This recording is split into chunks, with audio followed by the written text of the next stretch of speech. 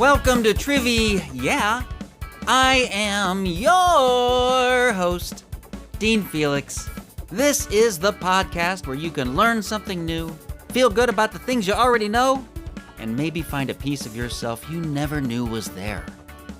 Like a mole on the back of your knee. There could be a mole back there. You go grab a small mirror while I get through the rest of this intro. First things first, the answer to last episode's bonus question is the Lumiere brothers. The Lumiere brothers. What was that question? Well, all you have to do is go back and listen to the previous episode. The bonus questions are near the back, but hey, while you're there, you might as well listen to the whole dang thing. But let me tell you, I'm so glad that you're here right now listening to this episode. If this is not your first time listening to TRIVI-yeah, welcome back. You are just the best. You are radiating magnificence, and I can feel it. I can feel it.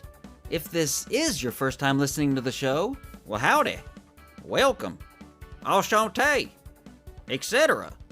Let me quickly explain what happens in this show. What you're about to hear is 10 multiple choice questions as we travel down that rabbit hole of trivia knowledge. Here on TRIVI-yeah, each question leads to the question that follows. Pretty cool, huh? Yeah, it's pretty cool. If you like the show, then like the show, if that's an option. Smash that like button, or subscribe, or follow, rate 5 stars, leave a positive comment, do all of those wonderful things that keep this show growing. You know what would really help is if you told your friends that you like this show, because, hey, your friends, they respect you. They think you have good taste, because you do. You do have good taste. And you smell really good, too. Man, you smell good. Get over here, let me get a whiff. Oh, yeah, that's the stuff. All right, guys, I think it's time. It is time to play a little TRIVI-yeah. Right after this.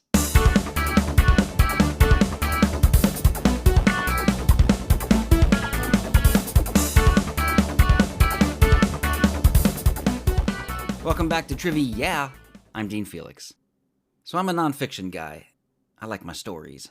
I prefer reading fiction over nonfiction, and I like to joke that it's because I'm not afraid to learn. But I'm not entirely joking. Lessons I've learned from my favorite fiction writers, like Steinbeck, Pratchett, Vonnegut, they've had a more lasting impact on me than any biographies or history books or anything filled with hard facts that I've read. And yeah, I guess I see the irony that this is a trivia show.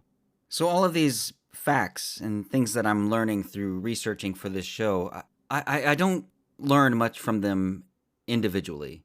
By that I mean life lessons, right? But then, by the end, I try to put all of these random things that are tangentially connected to one another and put them all together as a group and see if there's anything to glean from them together, to see if I can find some kind of connection or thread. It's kind of like building a story in a way. Sometimes it works better than others. Now, a well-written novel is always going to make me think, especially a good satire. If you can make me laugh while presenting your worldview, that is probably going to resonate with me. I've been thinking a lot about Slaughterhouse-Five by Kurt Vonnegut. It's the first Vonnegut book I ever read, and it might be a strange example of nonfiction since it is semi-autobiographical. It's about his experiences as a prisoner of war during World War II and being witness to the firebombing of Dresden. But there's also a lot of time travel and alien abductions in it, so I think it still qualifies. Slaughterhouse-Five is a tragic story full of death, destruction, and trauma, and it's also really funny. Really funny. Reading it for the first time changed me. I believe it made me a better person, a kinder human, or at least it sparked the desire to become one. How did Vonnegut do it? It was like a magic trick. He distracted me with his conversational, casual style and these silly jokes that he'd constantly keep repeating and calling back to. And then, bam! Next thing I know, I'm a socialist. Don't be scared. I know that's still a very charged word for a lot of people. I'm not going to get all political on you. If it helps, pretend I said compassionate human being instead. And I'm not a staunch compassionate human being either. I'm not a very good one at all, really. But I dabble. And that's largely thanks to Vonnegut. I actually paused while writing this to go buy Slaughterhouse-Five again, and I've been rereading it throughout the week. Well, first I went through a bunch of my boxes looking for my old copy of it, and I failed. So now I own a shiny new one. And if you're still upset about the whole socialist thing, please take solace in the fact that I just inserted $20 into the capitalism machine. And to get to the bookstore, I took our wonderfully maintained public roads. So there, everybody should be happy with me. Or unhappy. I suppose, like all things, it comes down to how well your morning went. Mine went well, and I feel great. Me preferring nonfiction, I don't think that I'm any kind of outlier in that regard. However, it's not something I hear people say a lot. Or ever. I do hear people say that they prefer nonfiction and only read that. I hear that all the time. And if I could make a presumption, who's going to stop me? I'd say that has less to do with them not liking fiction than it does with this notion that reading fiction is an unserious pastime, an indulgence, a waste of valuable free time for mature adults. Please allow me to dispel that notion, to beat up this straw man that I just created. If you consider yourself one of these non-fiction people, I do encourage you to mix in a novel here and there. Give it a shot. I know it's commonly said that truth is stranger than fiction, but I found that when I read fiction, it's strange how often I'll discover a truth. It's time for question one. Time for question one. It's time for question one. Time. I've heard that some people like to read the end of a book first before starting it. This blows my mind. Why would you spoil a potentially good story like that? I can't think of a single valid reason other than poor impulse control, which I do understand that very well. Fortunately, doing this with Slaughterhouse-5 won't ruin very much, because Vonnegut tells the reader what the final line in the book will be at the end of the first chapter. So I don't feel bad making this the first question. What is the final line of Slaughterhouse-5?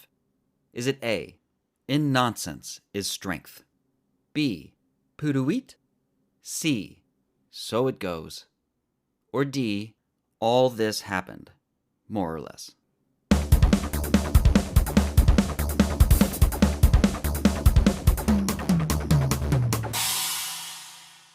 The answer is B, Puduit. According to Vonnegut, it's the sound a bird makes, even after a horrible massacre. Slaughterhouse-5 is definitely the funniest book ever written about the firebombing of Dresden. It's been said that gallows humor can be a healthy coping mechanism, and that laughter boosts the immune system. I'll be sure to mention this helpful information to whoever's sitting next to me if the plane that we are on is about to crash. No need for excitement or hullabaloo. It's just question two. The songs birds sing is called birdsong. Imagine that. Like many karaoke performers, some birds only sing one song over and over. Meanwhile, the brown thrasher is thought to sing over 3,000 distinct songs. But is bird song technically music? Hollis Taylor thinks so. A composer, violinist, and zoo musicologist, Taylor answers this question in her appropriately titled book, Is Birdsong Music? It's about the musical inventiveness of the pied butcherbird. She also released a 2-disc album called Absolute Bird, containing 41 tracks of classical instrumentals blended with field recordings of the pied butcherbird. You can hear samples from this album on Taylor's website, and there are also some very interesting recordings of the pied butcherbird that I found on YouTube. But if you want to hear this distinct avian vocalist in person, it might require some travel depending on where you live. What country is the native home of the pied butcherbird? A, Wales. B, Hungary. C, Australia. Or D, India.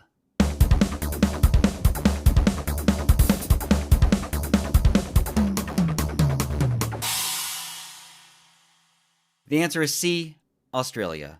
People who know me know that I go to a lot of karaoke, and as someone who does, it was very refreshing to listen to the pied butcherbird sing. See, I'm more accustomed to songs being butchered by pie-eyed barflies. Question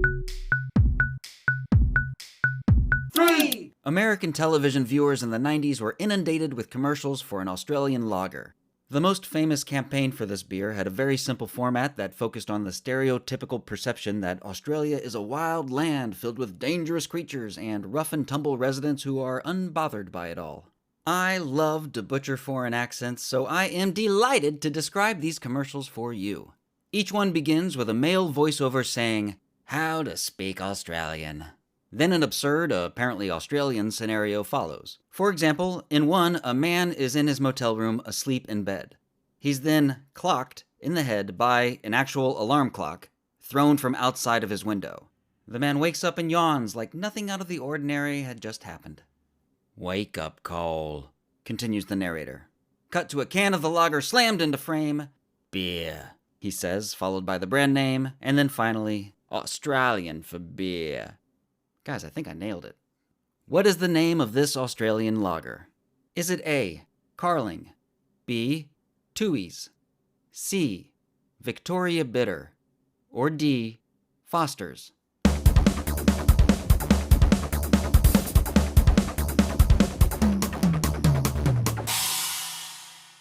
The answer is D, Foster's. Originally brewed by two American brothers who moved to Melbourne in 1886, Foster's is actually Australian for beer that Aussies do not drink. You'd be lucky to even find Foster's in Australia these days. Or, as they might say down under, unlucky. That's perfect.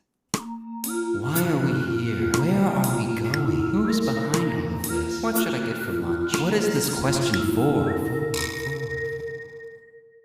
Known as the father of American music, Stephen Foster wrote over 200 songs before his death in 1864 when he was only 37. 37! Oh, God, what have I done with my life? Well, I'll tell you what I haven't done, and that's compose songs for blackface minstrel shows. Unfortunately for his legacy, Stephen Foster wrote a bunch of those. One of them is titled Old Folks at Home, more commonly known as Swanee River. It goes, na na na na na na na na. No, I don't watch blackface minstrel shows. I don't know how I know it. Let's just move on. Though the lyrics have been updated to make it less minstrel-y, Old Folks at Home is actually a state song. What state is it? A, Florida. B, Kentucky. C, Georgia. D, Alabama.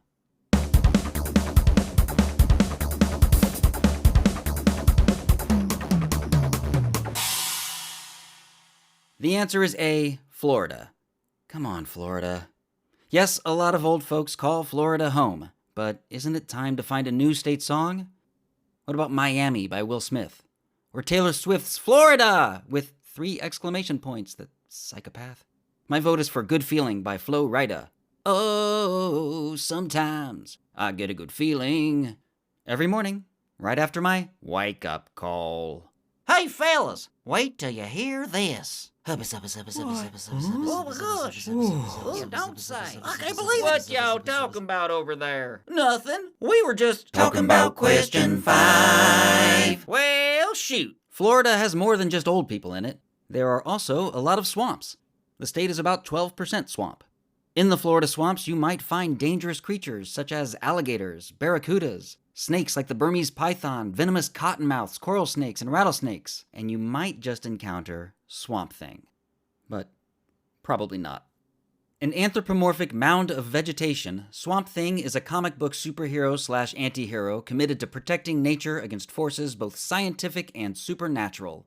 First published in 1971 by DC Comics, Swamp Thing was made into a motion picture in 1982, starring Ray Wise, who is better known for playing Leland Palmer in Twin Peaks. Swamp Thing only made $193,000 in theaters, but its VHS sales and rentals were strong enough to get a sequel made. 1989's The Return of Swamp Thing starred Heather Locklear. Ray Wise did not return for the sequel, and neither did the original film's writer and director. Who was the writer-director of the 1982 motion picture Swamp Thing? A, Wes Craven. B, George Lucas. C, John Carpenter. D, James Cameron.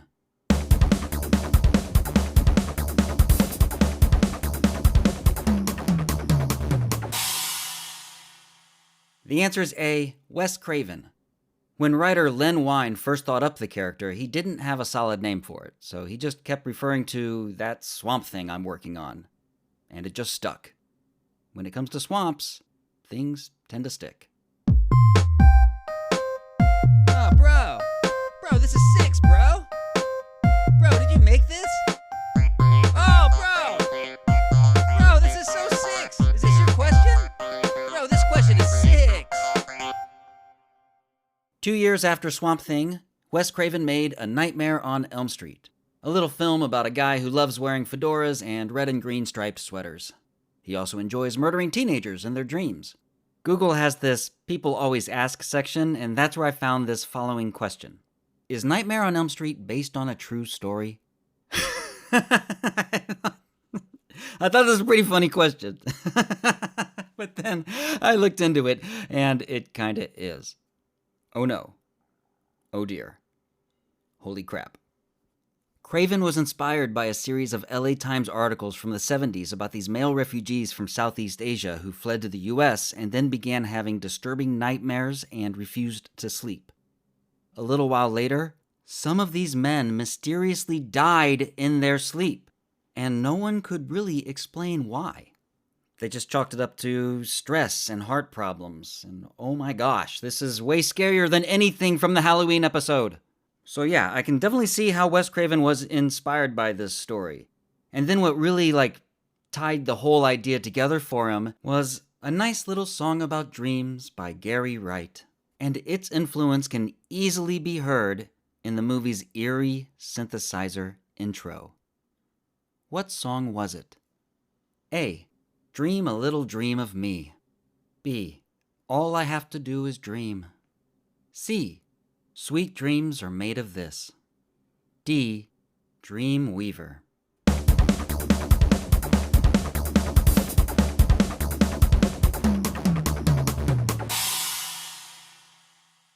The answer is D. Dream Weaver. Soft rocker Gary Wright's smooth pop single Dreamweaver may seem like a strange influence for a movie about horrifying and deadly nightmares. But if you go back and listen, both the opening and closing parts of the song have this really chilling, ominous quality to them. And if you hate soft rock, well then you're going to find the middle section absolutely terrifying. Hi, I've got some great news. You just died and gone to question 7. Those beautiful spiral, wheel-shaped webs you find in gardens, fields, and forests are commonly made by orb weaver spiders. There are many varieties, but a common one in the southeastern United States is the small, colorful, spiny orb weaver. White, yellow, or orange with black or red spikes, spiny orb weavers are in the Gastracantha genus, the only kind of orb weaver where the much larger female does not eat the male after mating. But just like it is in your average horror movie, sex is still a death sentence for both of them, as the male dies a few days later and the female dies soon after laying her eggs. But they make such beautiful webs up until then, and I have had the pleasure of walking through dozens of them. So what is the name of the organs that spiny orb weavers and other spiders use to create the silk for these beautiful webs? Is it A, cloacas, B, spinnerets, C, pronotum, D, Malpighian tubules?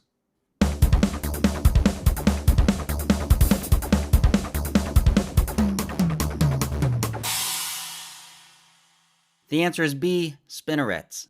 Spiders don't have pronotums, but they do have Malpighian tubules for pooping, and they do have a cloaca, also for pooping.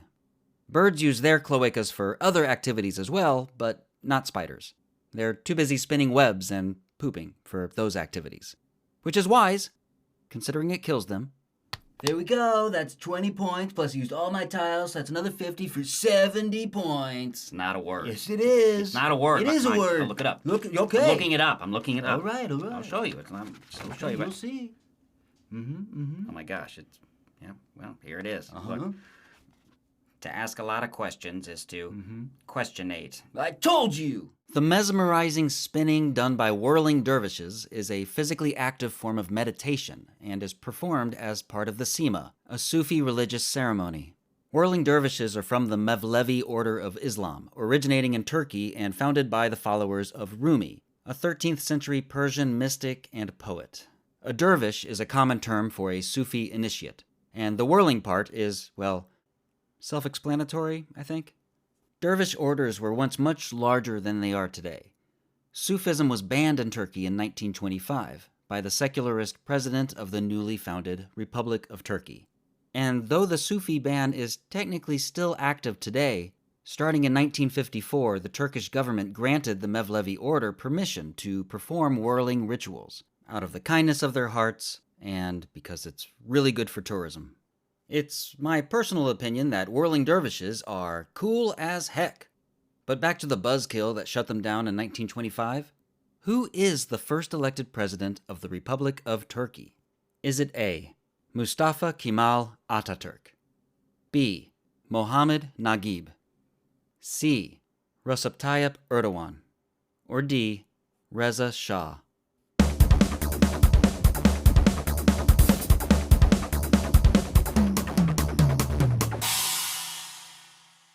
The answer is A. Mustafa Kemal Atatürk. According to the book Mystical Dimensions of Islam, during the Sema, there's traditionally a Sufi in charge of keeping the whirling performance orderly, and if he notices a dervish becoming too enraptured, he'll give the dervish a gentle touch on the frock in order to curb his movement. Can't be getting too enraptured, not in public. It's indecent. The hardest part about being a trivia podcast host isn't coming up with the interesting questions. It's staying hydrated. So when I get thirsty, I always reach for a cool, refreshing glass of Question 9. Turkeys, the American birds that are gobbled up every November for Thanksgiving dinner, are thought to have gotten their name due to mistaken identity. When the birds were first encountered by Europeans in the Americas, they were wrongly identified as a type of guinea fowl, an African bird imported into Europe via Turkey at the time. And they called guinea fowls turkey fowls, so they gave turkeys the same name. And it stuck like some kind of swamp thing. Turkeys are blissfully ignorant about the misnomer, and thankfully also Thanksgiving. If they do mind about being called turkeys, they certainly don't show it, especially the male turkeys, which are known to strut about proudly and all puffed up. They're famous for this attitude, and even William Shakespeare knew about it. In one of his plays, he has his character Fabian describe another, Malvolio, by saying, "Oh, peace. Contemplation makes a rare turkey cock of him. How he jets under his advanced plumes." Acting! Brilliant! Once you finish applauding, answer me this. Fabian and Malvolio are characters from what Shakespeare play? A. King Lear, B. The Merchant of Venice, C. Twelfth Night, or D. A Midsummer Night's Dream?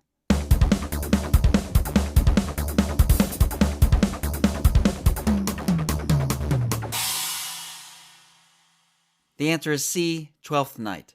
Fabian is Shakespeare's version of a YouTube prankster, making Malvolio believe that the wealthy noblewoman he works for is in love with him, and has him do a bunch of crazy things that convinces everyone that he is insane. As a result, he's locked away in a dark chamber and psychologically tortured. Later, when the plot is revealed, Malvolio is pretty upset about the whole thing. "But why art thou vexed? Be not wroth. 'Tis but a jest, good bro." You must retrieve the relic, for without it we are all doomed. It can be found in the Forbidden Temple in the ancient city of Shun-Ten. So, that would make this, Quest Shun-Ten, then, huh? You know what? Forget the relic. Just leave. The 12th element on the periodic table is a lightweight, shiny gray metal that's produced in large, aging stars. When these stars go supernova and explode, this metal is blasted into space, possibly finding a new home in a different star system. And that's exactly how our planet got its supply. It's the 8th most abundant element in the Earth's crust, making up a little over 2% of it. And it's the 11th most abundant element by mass in the human body. Hundreds of enzymes require ions of this element to function. Medicinally, compounds of this element are commonly used to make antacids, as well as laxatives for pooping. What element has atomic number 12? Is it A, magnesium, B, calcium, C, zinc, or D, aluminum?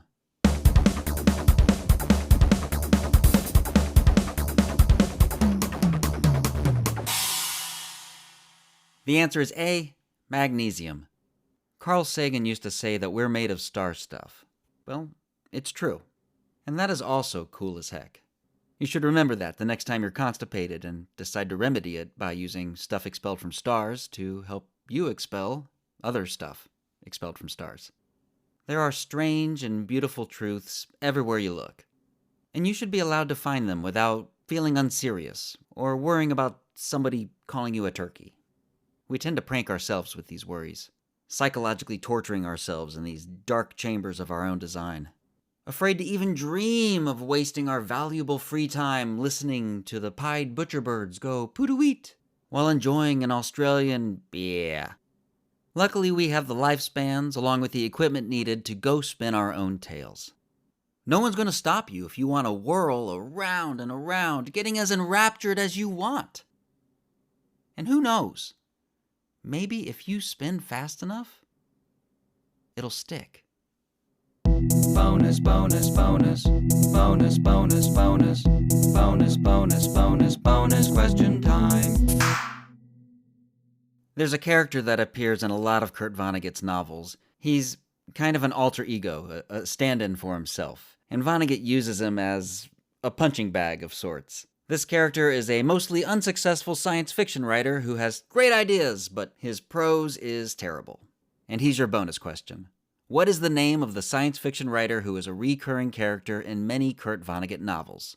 Like always for the bonus question, no multiple choices, no countdown timer. If you don't already know the answer to this question, feel free to go down your own rabbit hole of trivia knowledge. Or you can join me for the next episode where I will have that answer for you at the beginning of the show.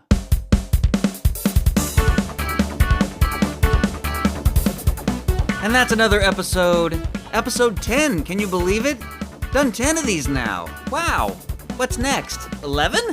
You know what? I think it is. Guys, thank you so much for listening, for pressing play, for being here. If you haven't already, be sure to like, subscribe, follow, do all that wonderful stuff. If you would like to email the pod, well, you certainly can. The email address is TRIVI-yeah podcast@gmail.com. We also got those fancy social media accounts. TikTok, Instagram, Facebook. You can find us. TRIVI-yeah podcast. Check it out. New shows drop every Tuesday morning for as long as I can keep this up. I really hope to see you back here next week. I know I've said it before, but thank you again for listening. It truly does mean so much to me that you are here. I really hope you're enjoying the show. Everything you've just heard, including all the music and interludes, is written and produced by me. I am, of course, your host, Dean Felix. Please remember to be best. And with that, I guess there's just one thing left to say. TRIVI-yeah is a Quality Yarn production.